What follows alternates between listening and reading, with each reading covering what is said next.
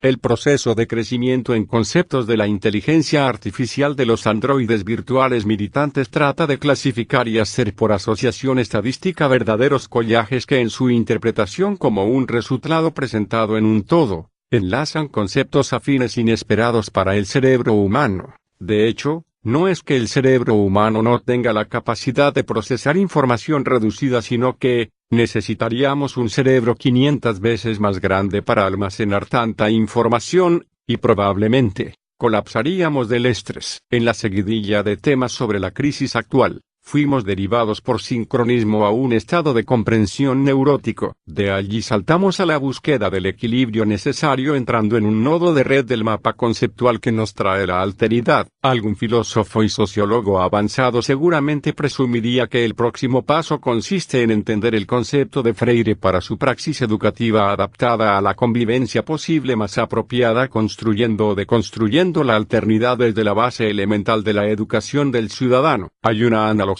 también con los postulados de la economía social y la justicia social en todo esto, pero los obstáculos, tal vez sea necesario identificarlos de la fenomenología.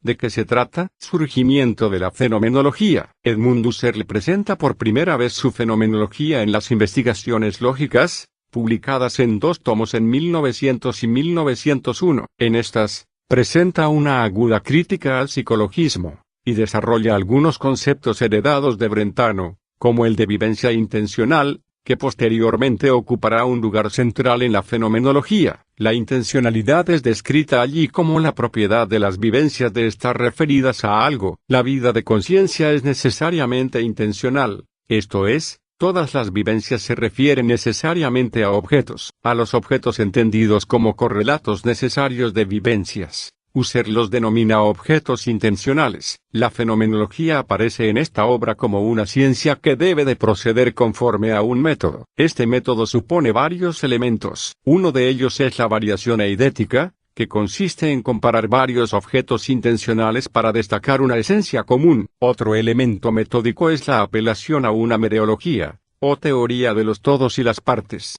a partir de la cual se han de distinguir entre partes independientes y partes no independientes de las esencias de los objetos intencionales. Con esto es posible describir las relaciones entre estas partes en términos de fundamentación. Por último, el método supone también una teoría del cumplimiento de las vivencias intencionales. A ese cumplimiento lo denominará más tarde, en Ideas y Evidencia, evidence. De acuerdo con esta teoría, la pregunta por el sentido intencional se responde a partir de las vivencias perceptivas en las que se captan objetos reales o ideales. En cuanto a este último punto, Husserl afirma que también en las vivencias que tienen ideas como objetos intencionales es posible distinguir entre vivencias que presentan a sus objetos y vivencias que solo los mentan de manera vacía. Esta mención vacía es una posibilidad que surge con el lenguaje. Por ello cabe pensar en las vivencias en las que se captan o intuyen ideas como vivencias análogas a aquellas en las que se percibe un objeto real. Desde este punto de vista los objetos son inconcebibles sin su referencia a las vivencias en las que se muestran. El postulado de una cosa en sí, independiente de la vida de conciencia, es absurdo. Así pues, en resumen, en las investigaciones lógicas la fenomenología ya es concebida una ciencia que estudia las estructuras esenciales de las vivencias y los objetos intencionales, así como relaciones esenciales entre tipos de vivencias y de objetos intencionales. Por otro lado, el propósito de la fenomenología tal y como es propuesta en esta obra consistiría en la aclaración epistemológica de la lógica pura, que comprendería también a la matemática, a partir del cumplimiento de las vivencias intencionales de las objetividades lógicas. Ideas y surgimiento de la fenomenología trascendental. Ideas relativas a una fenomenología pura y una filosofía fenomenológica, también conocida como Ideas y, es la primera publicación donde aparece el tema de la epogea trascendental, la operación mediante la cual Husserl propone acceder a la subjetividad trascendental o conciencia pura mediante una serie de pasos o reducciones. Una de estas reducciones es la reducción eidética, que consiste en tomar las objetividades que se presentan a la conciencia como meros ejemplares de esencias que se obtienen por variación eidética. Este método ya había sido introducido en las investigaciones lógicas. No es este el caso de la reducción trascendental, que aparece por primera vez en esta obra en la forma de una desconexión opuesta entre paréntesis de la creencia en la realidad del mundo. Quien ejecuta esta reducción descubre de manera radical el mundo en tanto que mundo vivido por él, pues con la desconexión de la creencia en la realidad del mundo el fenomenólogo se concentra necesariamente en el campo de la vida de conciencia en la que éste aparece y adquiere incluso su carácter de realidad. Solo con la desatención del mundo en tanto que mundo real es posible prestar atención al mundo tal y como es vivido por nosotros. Mientras que la reducción trascendental abre el campo de la conciencia pura, la reducción eidética permite captar lo que ahí aparece en términos de esencias y de relaciones esenciales, a la actitud en la que vivimos cotidianamente cuando no hacemos filosofía. Husserl la denomina actitud natural, a la actitud en la que nos mantenemos en la reducción trascendental y que, lo sepa o no el filósofo, es propia de toda filosofía, la denomina actitud trascendental. A partir de esta obra toda la fenomenología de Husserl se desarrollará como fenomenología trascendental. Por lo demás, en ideas sí este proyecto adquiere ya claramente el perfil de una filosofía que tiene como tarea esclarecer el sentido que el mundo tiene para nosotros en nuestra vida cotidiana. Esto se debe a que la vida misma sobre la que el fenomenólogo reflexiona tiene un carácter intencional que coincide con una noción ampliada de significación que Husserl denomina sentido en ideas y Husserl observa que tras la reducción trascendental toda vivencia intencional sigue teniendo una estructura doble, un lado noético y un lado noemático. Mientras que lo noético se refiere a la forma en que algo es vivido, lo noemático se refiere a aquello a lo que apunta la vivencia como su objeto. En la correlación intencional entre noesis y noemas las vivencias se entretejen en estructuras sintéticas. Atendiendo a ellos se puede hablar de una sintaxis de las vivencias que es análoga a la del lenguaje, pero mucho más fundamental. A las investigaciones fenomenológicas sobre la síntesis en las que el mundo y las cosas en él adquieren su sentido, Husserl las llamó investigaciones constitutivas. Hagamos una pausa aquí para introducir la teoría de las 5 T's: tierra, techo, trabajo, tranquilidad y tiempo, incluidas como deseo colectivo y como responsabilidad instituida por el colectivo como entidad firme y estructural. Sigamos ahora con el tema. En obras posteriores Husserl propondrá varias formas de llevar a cabo las distintas reducciones que conducen a la subjetividad trascendental. Aquí es importante hacer una observación sobre el término reducción, en alemán Reduktion. En su libro Introduction to Phänomenologie, Robert Sokolowski propone interpretar este término en el sentido de reconducción, conforme a la etimología latina reducere. Esta interpretación del término reducción es congruente con el papel que este concepto juega en la fenomenología trascendental. La fenomenología aparece públicamente por primera vez como fenomenología trascendental en ideas y de esta obra en adelante será claro para Husserl que la tarea de la filosofía entendida de esta manera es explicar el origen y el sentido del mundo al reflexionar sobre la experiencia intencional. De acuerdo con ella, el mundo es aquello a lo que se refiere nuestra experiencia y al mismo tiempo el contexto en el que vivimos. Como contexto el mundo es siempre algo implícito. Así que para explicitar el sentido de esto implícito es necesario primero dejar de suponerlo como fundamento de la experiencia y recuperarlo como término objetivo al que ésta se refiere. Esto es lo que pretende la reducción trascendental. Husserl planeó su obra Ideas relativas a una fenomenología pura y una filosofía fenomenológica en 3 tomos. El único tomo terminado fue el primero, al que nos hemos referido en este apartado. El segundo y el tercer tomo fueron publicados de manera póstuma. Metodología de la investigación fenomenológica. En lo que se refiere al método, se vale de la reducción eidética, la reducción trascendental y el análisis intencional para explicitar el sentido del mundo en tanto que mundo, o del ser en tanto que ser, y de las cosas en él, así como para exponer las leyes esenciales inherentes a nuestra conciencia del mismo. En todas las obras sistemáticas publicadas por Husserl consta un bosquejo de su programa, y parte de él comprende la fundamentación última de las ciencias empíricas, o ciencias de hechos, como la biología, y de las ciencias eidéticas, o ciencias de esencias, como la geometría, así como la elucidación de lo mentado en sus conceptos.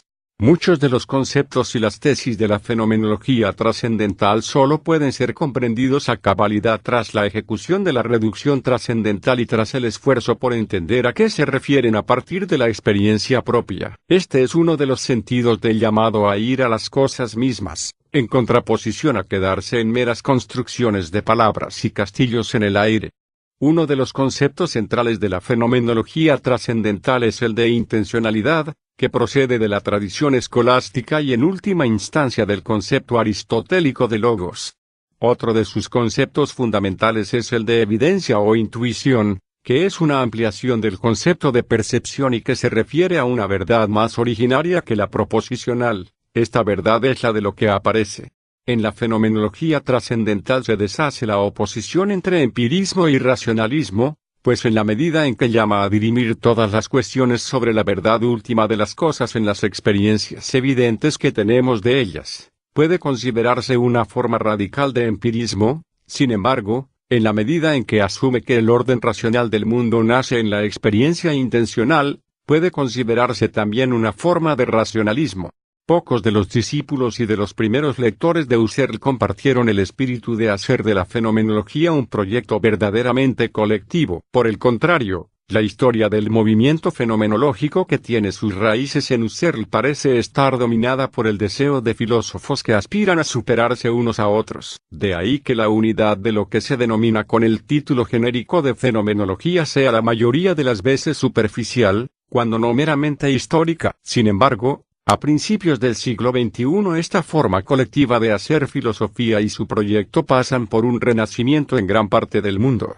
Meditaciones cartesianas, maduración de la fenomenología trascendental, lógica formal y lógica trascendental, la crisis de las ciencias europeas y la fenomenología trascendental, ideas y, de las obras sistemáticas que Husserl alcanzó a terminar en vida, las más maduras son Meditaciones cartesianas, 1931, y Lógica formal y Lógica trascendental, 1929. La lectura de estas dos obras es imprescindible para comprender el proyecto de la fenomenología trascendental frente a las acusaciones de platonismo y de solipsismo. Entre otras cosas, en ellas Husserl incorpora sus descubrimientos relativos a la conciencia del tiempo para esclarecer la temporalidad de las objetividades reales e ideales, y sus descubrimientos relativos a la empatía, la conciencia intencional en la que captamos a los otros en virtud de su aparecer corporal para esclarecer la forma en que somos conscientes de la intersubjetividad. Durante sus últimos años, Husserl preparaba otra obra sistemática de la cual solo la primera parte pudo publicarse en un periódico para inmigrantes, La crisis de las ciencias europeas y la fenomenología trascendental, 1936. Sin embargo, se publicaron de manera póstuma partes adicionales de este trabajo.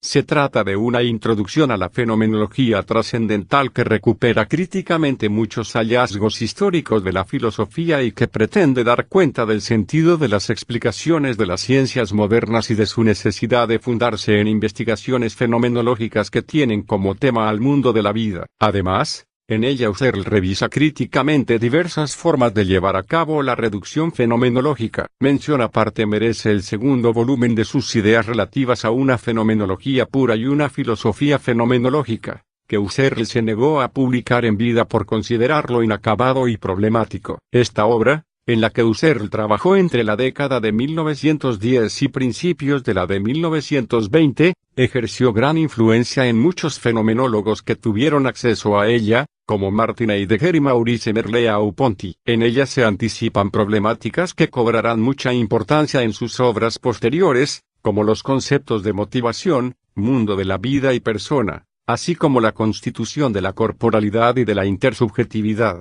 Génesis de la reducción trascendental. Husserl introduce explícitamente por primera vez la idea de una reducción noseológica en la idea de la fenomenología, 1907. El desarrollo filosófico de esta idea irá adquiriendo una complejidad cada vez mayor conforme a una cierta maduración en su pensamiento. Por ello la reducción trascendental no debe ser vista como un giro sorprendente y contradictorio en la obra de Husserl respecto de sus investigaciones lógicas, como se ha pensado a veces. En esta última obra, Husserl habla ya de una aprehensión fenomenológica pura desconectadora, ausschaltende, de todas las posiciones trascendentes y de un yo fenomenológicamente reducido. Es cierto que estas palabras, como muchas otras de la misma tendencia, fueron introducidas únicamente hasta 1913, año de la segunda edición de las investigaciones lógicas y de la publicación de ideas, y sin embargo, en aquellas investigaciones podemos ver la predelineación de un radicalismo filosófico que impide hablar de un viraje autocontradictorio. Ya en la primera edición de esa obra, 1900-1901, Husserl hablaba de la distinción entre el yo de las vivencias y el yo empírico, de la delimitación del yo psíquico puro a su contenido fenomenológico, y de cómo a través de esta delimitación el yo se reduce a la unidad de la conciencia. Ahora bien, es en sus lecciones de 1907, publicadas con el título de La idea de la fenomenología, donde Husserl expone por primera vez con toda claridad y sistematicidad la idea de la fenomenología en relación con lo que más adelante, 1913, sería llamado reducción trascendental. Ahí sostiene que sólo por medio de una reducción a la que vamos a llamar ya reducción fenomenológica obtengo un dato absoluto, que ya no ofrece nada de trascendencia. Desde un punto de vista retrospectivo, la obra de Husserl parece implicar, en el camino que va de investigaciones lógicas a ideas y, pasando por la idea de la fenomenología, un énfasis creciente en ciertos puntos que tendían desde el principio hacia cierto radicalismo filosófico. Para poner otro ejemplo, en los primeros parágrafos de la primera de las investigaciones lógicas Husserl hablaba, apuntando ya a desarrollos que más adelante habrían de conducir a la reducción trascendental, del principio de la falta de supuestos, entendidos como supuestos ontológicos, y hacía referencia a la fenomenología pura como terreno de investigaciones, ontológicamente, neutrales. En concordancia con esto dice también que sus investigaciones no tenían tema ontológico y que la fenomenología pura no hace ni la menor afirmación sobre existencias reales. En fin, las diferencias entre la primera y la segunda edición de las investigaciones lógicas ofrecen un campo de estudio para la determinación del progreso en la filosofía de Husserl y para entender su camino hacia la reducción trascendental como el transcurso de un énfasis radicalizador.